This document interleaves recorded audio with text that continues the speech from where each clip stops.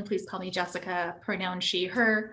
I'm a new assistant professor of teaching at UC Irvine in the Department of Urban Studies and Public Policy. Prior to that, I worked for as program director of the UCI Sustainability Initiative.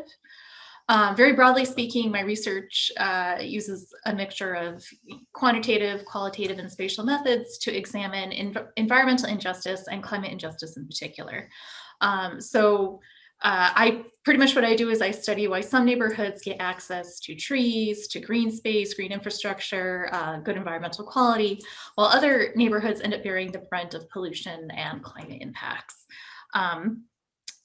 Much of my past work has focused on urban forestry and parks inequality in LA and New York City. I have an article that came out in the most recent issue of the journal Planning, Education, and Research called Environmental Justice in Theory and Practice, looking at how we can measure progress towards environmental justice and then comparing that with the different data collection efforts underway in LA and New York City. But the basic idea is, I examine why low-income communities of color end up with less green space and more climate vulnerability than affluent, predominantly white neighborhoods. But in the research today, I'm actually examining the opposite problem. So there are affluent neighborhoods in Southern California that actually do have lots of access to green space and wildland, but they're more vulnerable to certain types of climate impacts. And yet those neighborhoods keep getting built, even though their construction is in and of itself contributing to the danger faced by its residents. So that brings me to this paper. I wrote it with my colleague, Dr. Travis Huxman over in UCI's Department of Ecology and Evolutionary Biology. So it's sort of a mixture of urban, how an urban planner and how an ecologist would think about these issues. This was published last year in Cities. It was part of a special issue on regional planning, growth, and equity in the 21st century American West, which came out of a workshop that was very kindly hosted by CU Denver. So the basic idea behind this study is climate change is making Southern California hotter and drier. And as that happens, our region's wildfires, which are already pretty notorious, are projected to become more frequent and more severe. So for example, I'm coming from UCI, that's in Orange County in Southern California. And in, this photo here is from the 2017 Canyon Fire. It majorly impacted this area. It burned more than 9,000 acres. That was technically Canyon Fire 2. Canyon Fire 1 burned almost 3,000 acres. Just last year in 2020, we had the Silverado fire. I believe that consumed almost 14,000 acres. It caused quite a few of my students to have to evacuate their homes. So this is something that we're seeing more and more and more in direct relationship to climate change. But at the same time that our climate is shifting, the landscape of social vulnerability is also shifting. So Southern California is becoming increasingly diverse, but as this paper shows, it's becoming very unevenly diverse. The general dynamic is that lower income people of color are moving into older inner ring suburbs, while newer, more high-priced suburban development out on the suburban fringe, the areas that start extending into previously undeveloped wildlands, they come with a much higher price tag and they're remaining predominantly white and upper income. So these newly developed fringe areas are often referred to as the wildland-urban interface because it's where undeveloped land and development immediately start to butt up against each other. With a whole host of, undesirable impacts coming from that, ecologically speaking. So basically, this study uses Southern California as a case to examine how climate change and the suburbanization of poverty and immigration are redistributing wildfire vulnerability. And I'm trying to keep up with questions in the chat. If anyone has any, I'll try and keep an eye out there. Stop me if you have questions as well. All right, so basically since the late 20th century, older inner ring suburbs have become more diverse. Lower income people of color are moving out of central cities in search of affordable housing, and they're finding it in these older inner ring suburbs. However, those suburbs are by definition not the ones on the outer edge, on the flammable wildlands on the fringe of newer suburbs. Housing prices out there tend to typically run much higher. So for example, this is a photo that was published from by the Orange County Register during the Anaheim Hills fire. When you put the street intersection that you can see in the photo there into Zillow and filter by homes that cost more than $1 million, you can see that this is a very, very high priced neighborhood. And this is pretty typical of the kinds of development we see in the wildland-urban interface in this region. So this raises all kinds of questions about the environmental justice implications of continuing to develop in the wildland-urban interface. It could be that an increasingly diverse suburban population is footing the bill to maintain these enclaves, these very high-priced neighborhoods to which most people in Southern California don't really have access, and whose residents already have considerable personal resources. And at the same time, the relatively wealthy residents of these, desirable wildland adjacent communities might be putting themselves into more physical danger than they're really acknowledging. So typically, when we talk about environmental injustice and climate injustice, we're talking about low-income minority communities bearing a disproportionate share of climate hazards, things like flooding, things like the urban heat island effect. However, wildfire, at least in Southern California, seems to be following the opposite distribution. So there are two ways you can think about this zone on the edge of the suburbs. You can think of it as the wildland-urban interface, or alternatively, you can conceptualize it as the vulnerability-affluence interface. And here I'm referencing work that's done by Simon and Dooling in a study of the Oakland Hills fire, Flame and Fortune in the American West. I'm also referencing Mike Davis's famous essay, The Case for Letting Malibu Burn, both of which examine quote unquote natural disasters that are actually produced by very, human-centric decisions. Wealthy people building luxury homes adjacent to flammable wildlands. And when wildfires inevitably follow, they end up being bailed out by state and federal authorities, by insurance and things like that. So these neighborhoods, they're not just at risk from wildfire. They're actually, the mere fact that they are being constructed actually increases the chances of a wildfire occurring. When you start building these new fringe developments, you disturb local ecosystems, you're introducing new ignition sources, people's cars, you're increasing fuel loads, homes and landscaping are all fuel, part of the fuel load. And you also end up in this really weird dynamic where the post-fire reconstruction tends to be quite profitable. Insurance and disaster recovery funds tend to shield homeowners from paying the full price of protecting what is really a very risky investment in these homes. And we often see homes being rebuilt, and not just rebuilt with larger footprints and larger price tags. So there's some kind of very perverse incentive happening here. And as a result of all of these dynamics, the wildland-urban interface also becomes the interface between vulnerability and affluence.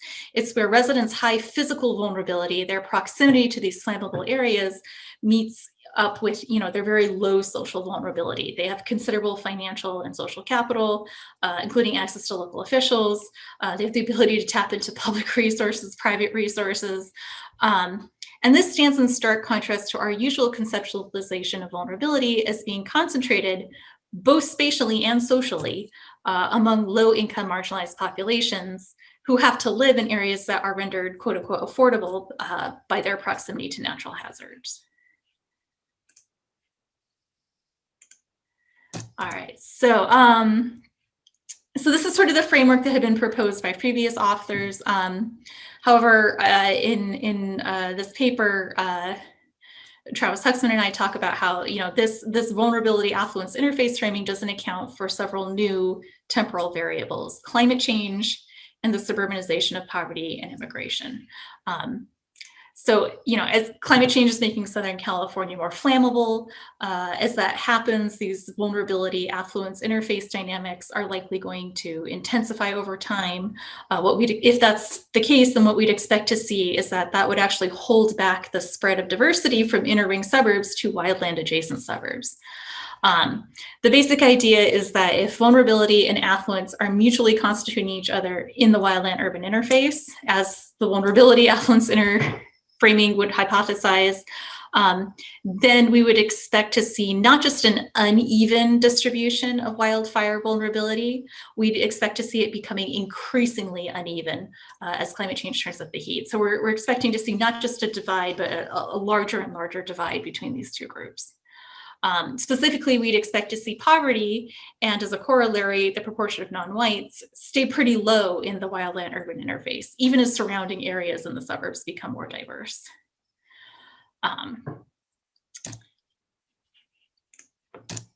So that brings me to the research questions that we addressed here. How do burned areas differ from the rest of Southern California? And we looked at that in terms of the poverty rate, racial demographics, housing values. How has that changed over time? Are we seeing a growing divide? And what are the implications for environmental justice? For the purposes of this analysis, Southern California is defined as basically these 10 counties. We've got Imperial, Kern, Los Angeles, Orange, Riverside, San Bernardino, San Diego, San Luis Obispo, Santa Barbara, and Ventura. And then I used statistical analysis to assess how the populations within and outside the areas burned by wildfires differed in terms of poverty, race, and housing values. So a little of the nitty-gritty of how this was put together. I took the wildfire boundaries from the state of California's Fire and Resource Assessment Program. That's the program responsible for assessing the condition of the state's forests and rangelands. You can see the extent on this map here. We've got the boundaries of the wildfires that have burned in the past few decades shown in sort of that red hatching. And then we've got the wildland-urban interface shown in green.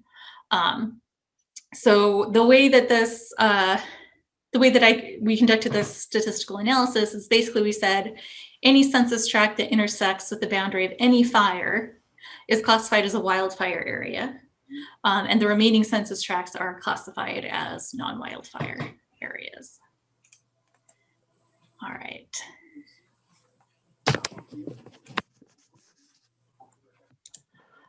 So we looked at 3 different time periods, the 1980s, the 1990s, and the 2000s, so that we could track the change over time. And, for each decade, we looked at the boundaries of the wildfires occurring in that decade. So the boundaries actually change from one decade to the next. We took the data on poverty and race and housing values from the National Historical Geographic Information System. This is basically this really cool program that spatializes and standardizes census data for time series analysis. In plain English, what that means is we all know the census goes around every 10 years and collects everybody's demographic info. But the spatial boundaries that they use to aggregate it change from census to census. So the actual census tract boundaries will shift because, as populations grow and shrink in different areas, the census will redraw those boundaries. The National Historical GIS is really cool because it standardizes all those boundaries. They've gone through and they've sort of repartitioned things so that you can do a consistent time series analysis from decade to decade, and you don't get into those weird technical issues. So that's just a little background into some of the potential frustrations of working with time series data from the US Census. But basically, for every decade, we looked at the proportion of residents who identify as non-white in their census responses. We look at the proportion who were below the poverty line as defined in that decade. And we looked at the median housing values. All of this estimated at the census tract level. You'll note that we looked at the percentage of non-white, and that's kind of lumping together quite a few different groups. Southern California is very diverse. There are a whole host of different demographic groups that people could fall into. But the way the data was set up, we ended up, looking at the basic split between identifying as white and non-white is sort of an indicator of people's level of privilege. And also because the way the data is set up, doing it this way avoids double counting. So for example, it avoids double counting individuals who might identify as both Hispanic, Latino, and Black at the same time. So that's a little background into the number crunching. Here's the general gist of what we ended up finding. All right. Oh, how is poverty? I'm looking at the questions in the chat. How is poverty defined? So basically, this was taking the federal poverty level as defined in that decade's census. And, you know, obviously that can shift. Obviously, you know, it depends on the size of your family. And you know, the number of people being supported. It's not a perfect measure by any means. But when you're aggregating at this level, it's a handy measure for getting an overall sense of the level of people's economic resources. All right. All right, so between the 80s and the 2000s, Southern California's population grew by almost 50%. The number of people living in wildfire areas increased by about 10%. And the total amount of land burned by wildfire more than doubled. So in general, Southern California is growing, but it's growing faster in non-wildfire areas, so areas away from those fringes.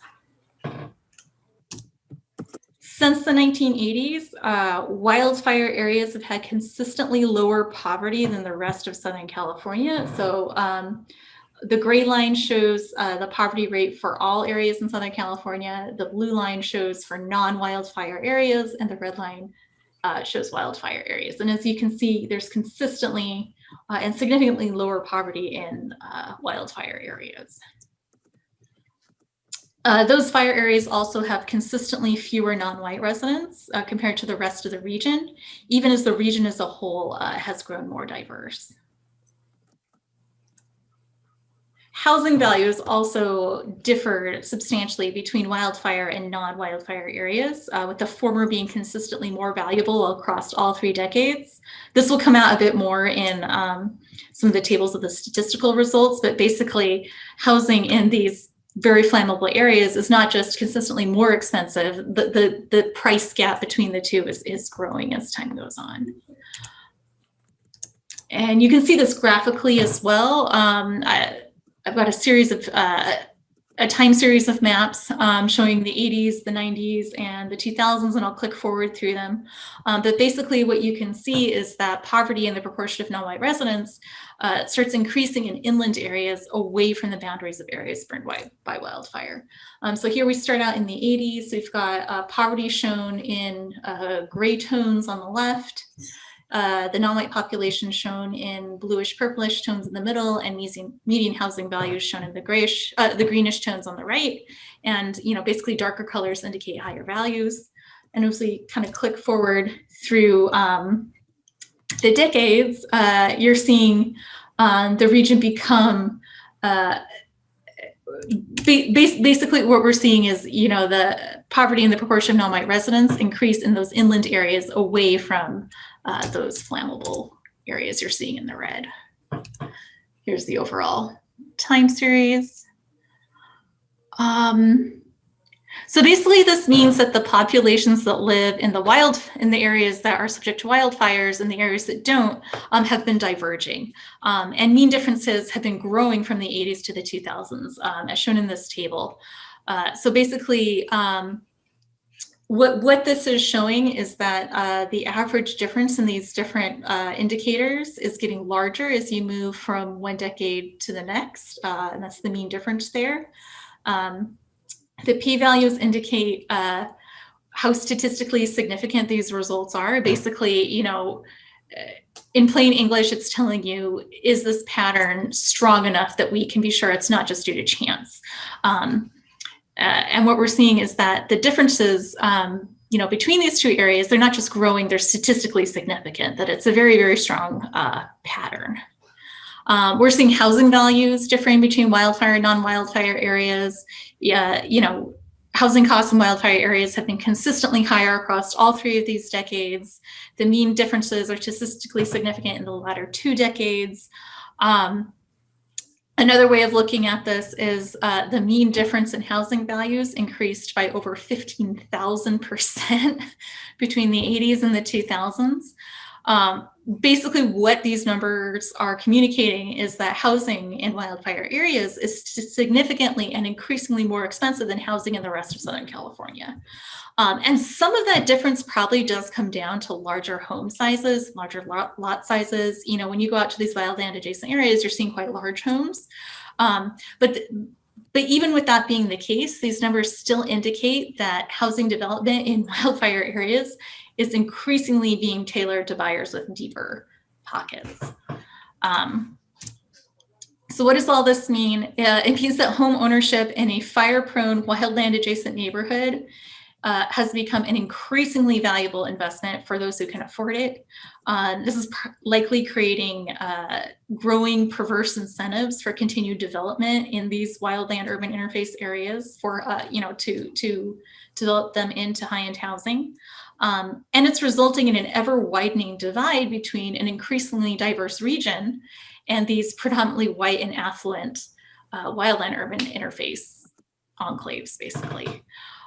So what we're seeing is a growing clash between development pressures, ecological change, growing inequality, and it's becoming more and more intense as climate change is kind of heating things up. At the same time that, we're seeing populations rearrange themselves throughout the region. What does that all mean for practice? Basically, if we continue developing high-end housing in the wildland-urban interface, we're going to be putting more people in danger from wildfires at the same time that climate change is making those fires more frequent and dangerous. We're going to be increasing damage to local ecosystems, construction, traffic, it's all increasing disturbance to local ecosystems, raises the risk of wildfires even higher. And basically, this is just going to be kind of a self-perpetuating vicious cycle unless local communities and policymakers decide to place some kind of limits on future development in these areas. It's difficult to do. My co-author came up with a phrase, it's politically incendiary. It is, it's very hard to convince people to, voluntarily say they're not going to do these very profitable housing developments in these areas. But if we don't place some kind of limit on that, we're just going to see these processes, pick up speed.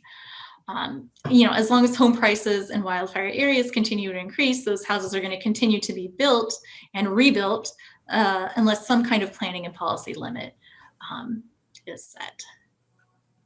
So let me know if you have any questions. I'm going to turn over to the chat and see what you guys have been posting there. If you want to get in touch with me in future, again, this is my contact info, but I'm happy to take any questions you